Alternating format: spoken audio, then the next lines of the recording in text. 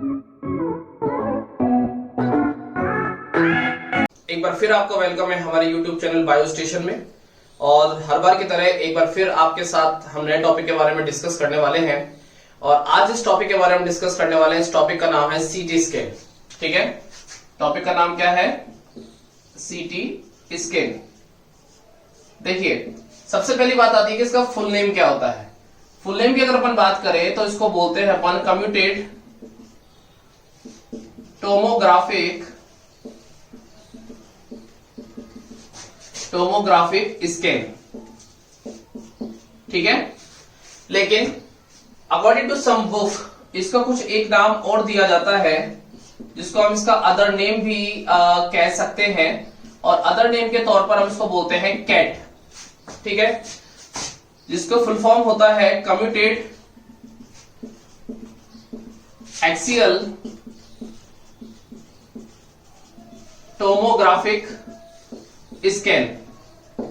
ठीक है, एक साइंटिस्ट थे जिसको क्रेडिट मिलता है इनके फाउंडर्स का, और जो साइंटिस्ट थे एक्चुअल में ब्रिटेन के। ठीक है, कहां के थे? ब्रिटेन के साइंटिस्ट थे। और उन साइंटिस्ट ने सबसे पहले इसका यूज करने का जो प्रोसेस था, वो प्रोसेस को वहां पे अप्लाई किया। इसलिए जो एक साइंटिस्ट थे जिसका नेम था गॉडफ्राय, और इन साइंटिस्ट ने सबसे पहले इसका यूज, और अगर मैं इन्वेंशन की बात करता हूं तो वो क्रेडिट भी इन्हीं को यहां पर जाता है। लेकिन एक्चुअल में एक इंडियन साइंटिस्ट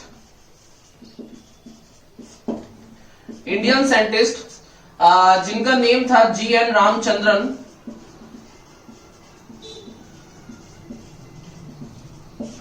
ठीक है, इन साइंटिस्ट ने इस जो सीटी स्कैन था, इस सीटी स्कैन की एक प्रिंसिपल यानी कि सैद्धांतिक विवेचना को प्रस्तुत किया था।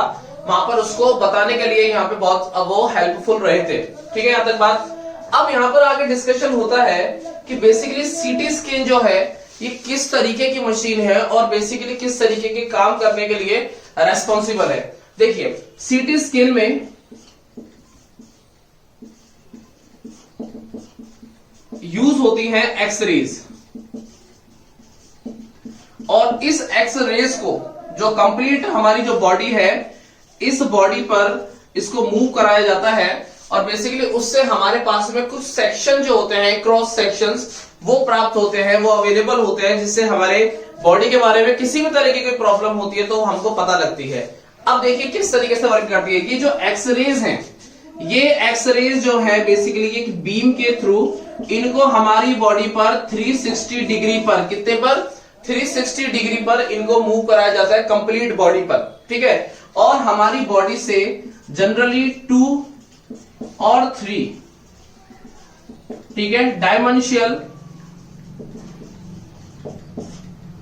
ठीक है, डायमेंशियल जो अनुप्रस्थ काट होती है यानी कि जो क्रॉस सेक्शंस हैं, वो हमको यहां पर प्राप्त होते हैं।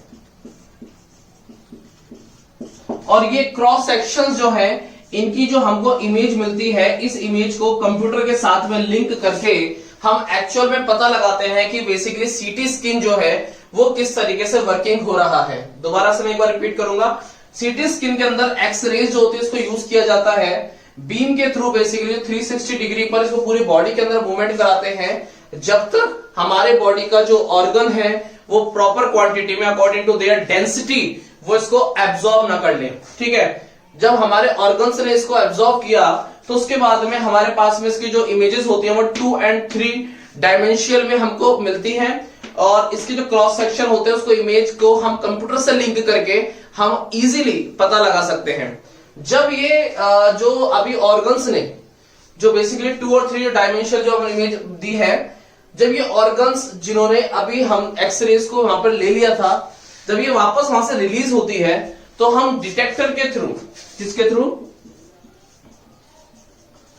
डिटेक्टर के थ्रू हम उनको कन्वर्ट करते हैं इलेक्ट्रिकल सिग्नल्स में।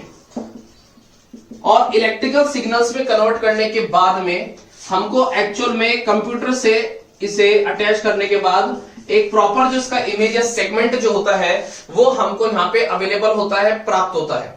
यहां तक बात ठीक है।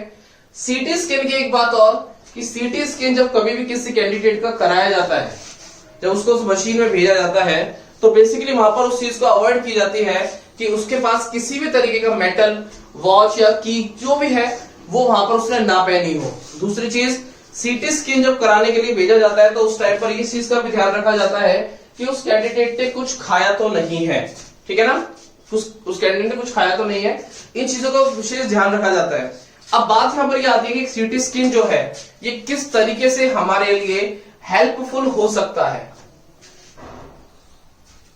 देखिए, अब आती है इसकी यूजेस की बात कि बेसिकली इसके यूजेस जो है सीटी स्कैन के, वो यूजेस क्या है, ठीक है। देखिए, यूजेस नंबर फर्स्ट, आप सीटी स्कैन के थ्रू, ये एक ऐसी मेथड है जिसके अंदर कोई भी पेन नहीं होता है किसी भी तरीके का, और बहुत इजीली, और मार्केट के हिसाब से अगर देखें तो हमारी कम रेट पर ये बताने वाली जो ज्यादा बताने वाली जो रिपोर्ट्स है वो इजीली ये बता सकती है। या मैं ये लाइन यूज करूंगा कि सीटी स्कैन के थ्रू आप एक मशीन के थ्रू बहुत सारी चीजों के बारे में पता लगा सकते हैं बहुत ही इजीली। यहां तक बात हमारी क्लियर है। तो फर्स्ट इसका जो यूजेस आता है, अगर मान लीजिए ब्रेन में किसी भी तरीके का जो ट्यूमर है, वो ट्यूमर जो हो रहा है उसके बारे में हम पता लगा सकते हैं, या अगर ब्रेन में किसी भी तरीके का कोई क्लॉट है, थक्का अगर जमा हुआ है, तो उसके बारे में भी हम सीटी स्कैन से बहुत इजीली पता लगा सकते हैं। दूसरी बात, हम पता लगा सकते हैं इससे ब्लीडिंग के बारे में।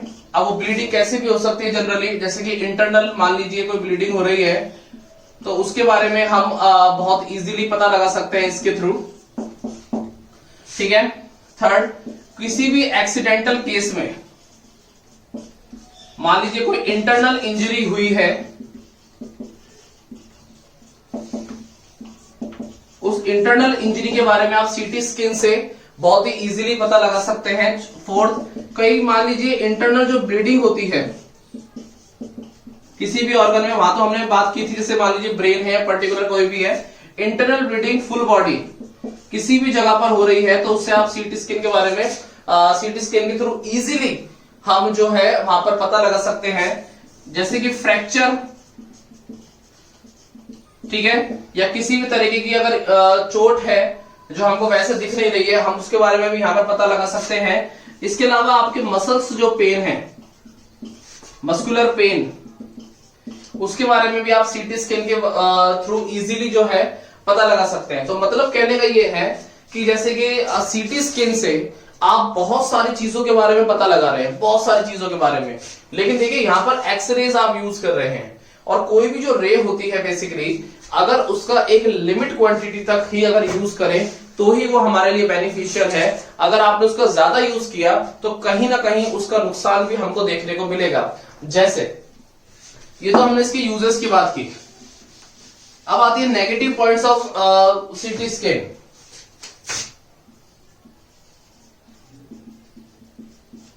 नेगेटिव पॉइंट देखिए, बेसिकली जो 3 मंथ जो प्रेग्नेंट लेडी है, प्रेग्नेंट लेडी, उनको जो सीटी स्कैन है वो अवॉइड करना चाहिए, क्योंकि उसका बहुत ही नेगेटिव इफेक्ट जो है बेसिकली वो उनके जो बेबी है उस पर भी पड़ सकता है जो डेवलप हो रहा है, ठीक है। सेकंड, जो भी किडनी पेशेंट होते हैं और डायबिटिक, ठीक है, डायबिटीज जो पेशेंट है उनको भी बेसिकली इस चीज के लिए अवॉइड की जाती है। काफी लोगों की जो स्किन होती है बहुत ही सेंसिटिव होती है, और अगर मान लीजिए वो एक्सरे कराते हैं तो उनके सीटी स्कैन करा रहे हैं तो उनके एलर्जी जो होती है स्किन पे, या बेसिकली जो रेड स्पॉट्स हैं वो कई बार क्रिएट हो जाते हैं, ठीक है। खुजली भी मचना, इचिंग होना, ये उसके कुछ नॉर्मल जो सिम्टम्स हैं वो देखने को मिल सकते हैं। काफी जो लोग होते हैं उनको हेजिटेशन, ठीक है, घबराहट, वो भी इस मशीन के थ्रू इजीली जो है वो हो जाती है, ठीक है। तो मतलब कहने का ये है कि जिस तरीके से हमारे पास में इसके फायदे भी हैं उसी तरीके से हमारे पास में नुकसान भी है, ठीक है। तो इसलिए कुछ चीजों को यूज करते हुए, ध्यान में रखते हुए हम जो है सीटी स्कैन जो या अगला टॉपिक अभी पढ़ेंगे अपन एमआरआई, इनका हमको लिमिटेड यूज करते रहना या करना चाहिए। ठीक है, हो गया यहाँ तक। अब डिस्कस करते हैं अपन किसके बारे में, एमआरआई के बारे में, जो है हमारा नेक्स्ट टॉपिक।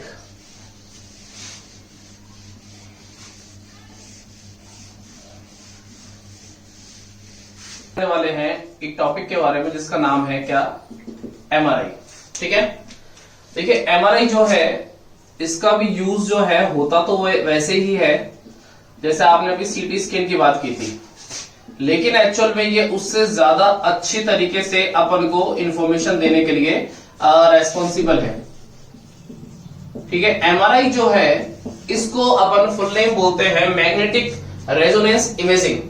तो सबसे पहली बात तो आ गई यहाँ पर ये कि इसके नेम के बेस पर कि यहाँ पर कहीं ना कहीं पर कुछ मैग्नेटिक फील्ड का या मैग्नेट का या मैग्नेटिक रेस का हम यहाँ पर यूज कर रहे हैं। ठीक है, जनरली अगर मैं इसके फाउंडर की बात करता हूं,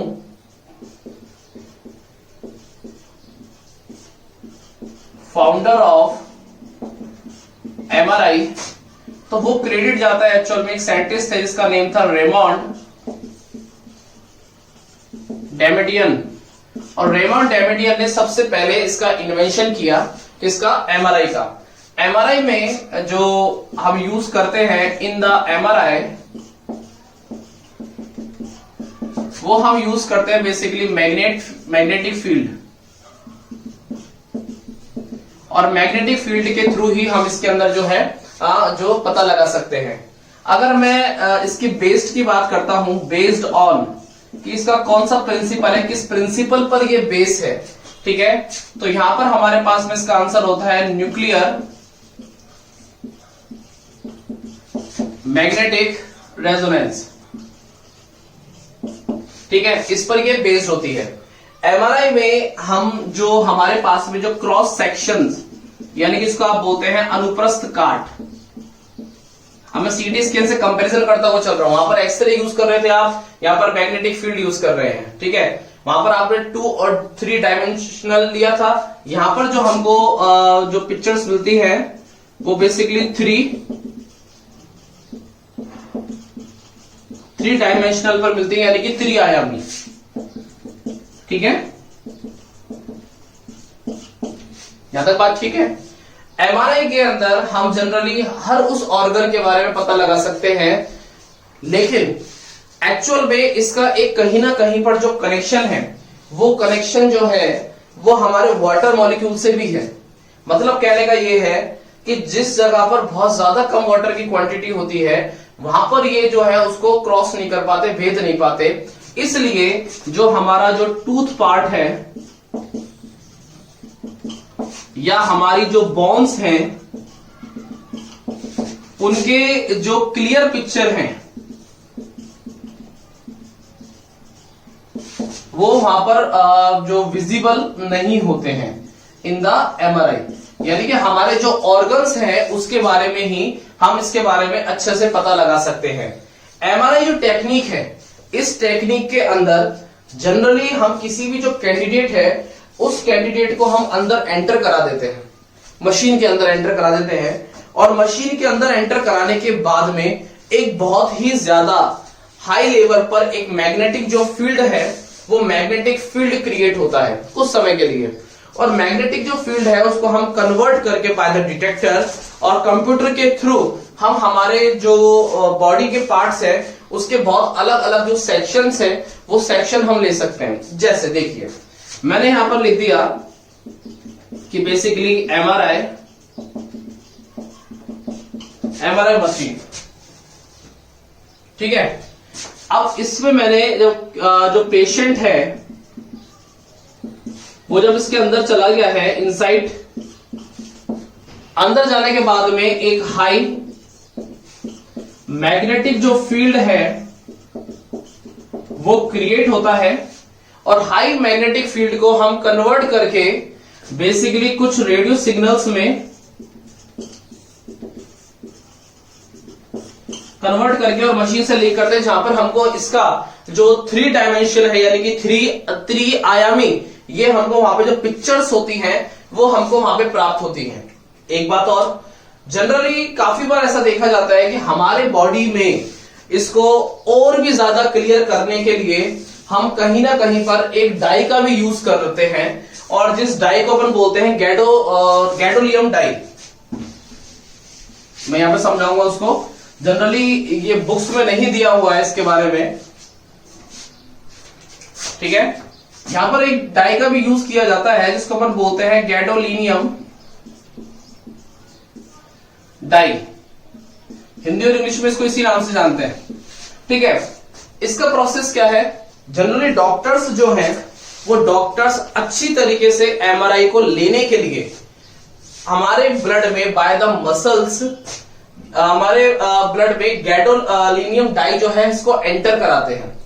एंटर कराने के बाद में, जैसे आपने यहां पे मैं लिख देता हूं कि मसल्स के थ्रू हमने इसको एंटर करा दिया, ठीक है। एंटर कराने के बाद में they are mixed with blood, ठीक है। किसी तरीके से हार्मफुल नहीं होती है ज्यादा, अगर अपन कुछ टाइम के लिए करा रहे हैं तो मिक्स्ड विद ब्लड।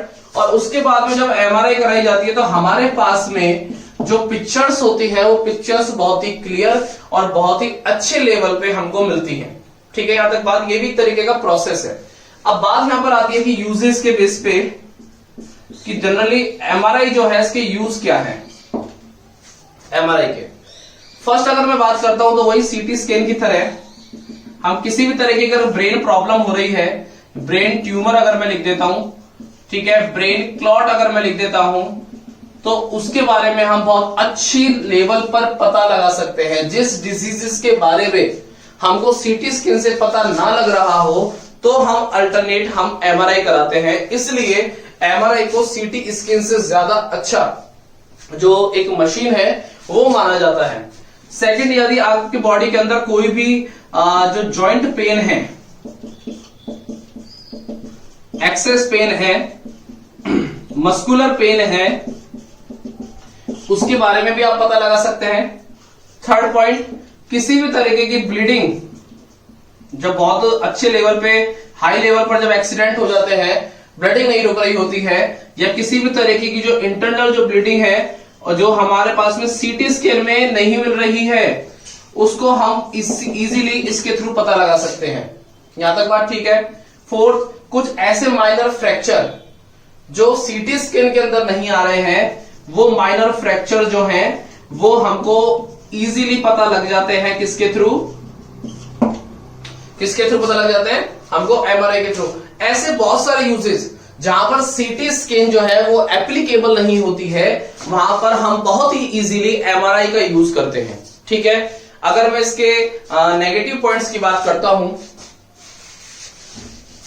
ठीक है, अगर मैं इसके नेगेटिव पॉइंट्स की बात करता हूं तो नेगेटिव पॉइंट में सबसे पहली बात तो यही आती है कि आप बार बार इसका यूज ना करें। मतलब कि जो एमआरआई जो होती है is also harmful for the body,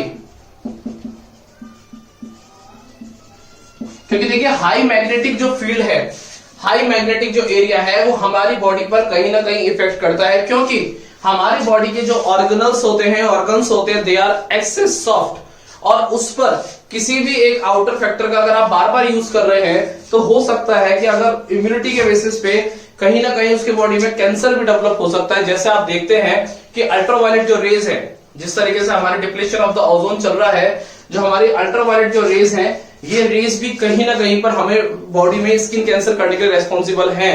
तो उसी तरीके से आपकी बॉडी में कुछ समय के लिए कराया गया हाई लेवल पर जो मैग्नेटिक फील्ड अवेलेबल करवाया गया है, वो कहीं ना कहीं आपकी बॉडी के लिए बहुत ही ज्यादा क्या होगा, हार्मफुल होगा, ठीक है।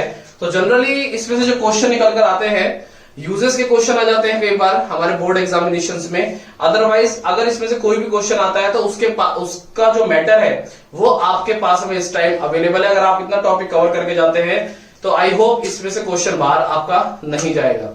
मिलते हैं नेक्स्ट वीडियो में बहुत ही जल्दी एक नए टॉपिक के साथ में। Thank you.